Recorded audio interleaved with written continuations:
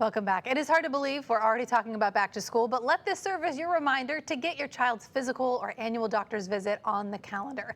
Pediatrician Dr. Michael Glazier of Bluebird Kids Health says those appointments can be critical.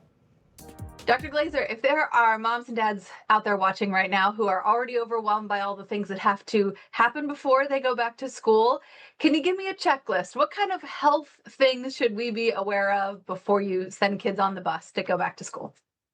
Yeah, that's an excellent question. I feel like in many regards, it feels like just yesterday school got out and everybody was excited and that we're still in summer. But unfortunately, summer does come to an end and school is quickly approaching. I think the one thing I would encourage all parents to do is please reach out to your pediatrician to book an appointment. And that appointment is for an annual well visit. And at that well visit, there's so much that we can address both for school and outside of school. And the sooner they book that appointment, the more flexibility their pediatrician is going to have to fit them in the time that works for them. What kind of things are you looking for at an annual physical for a child? And does it change based on how old they are?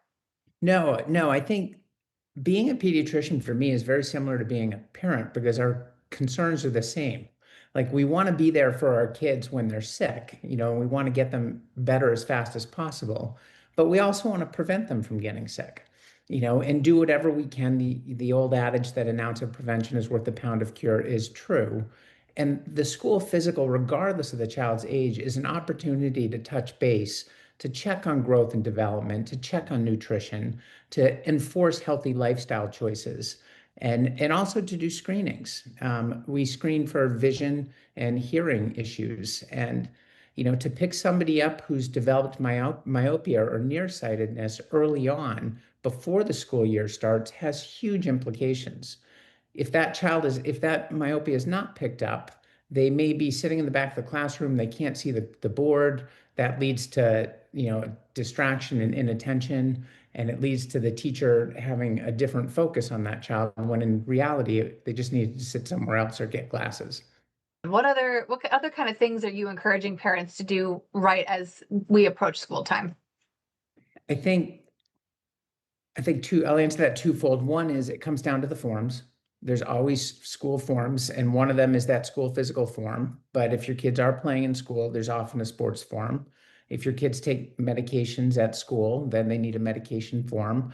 And although there's a bureaucratic side of that, there's also a side that's really important just to ensure their health and safety. And again, being prepared for that, filling those forms out on time just ensures a quicker start to the school year, especially when we talk about sports. If your child really wants to play in a sport and they start school and they don't have that form done and they're not allowed to be there on the playing field day one, it does have negative effects. School is quickly approaching, and the benefit and the beauty of summer is kind of the more unstructured nature it is.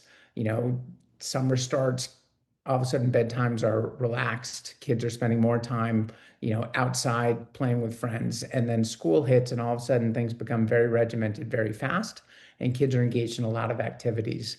I think knowing that date's coming is very different from knowing and acting on it. So whatever parents can start to do now, they don't have to all of a sudden say you've got to be in bed at 8, but they should start working towards that structure of, yes, let's get to bed a little bit earlier. And yes, let's get up a little bit earlier. So all of a sudden it's not like night and day on the first day of school.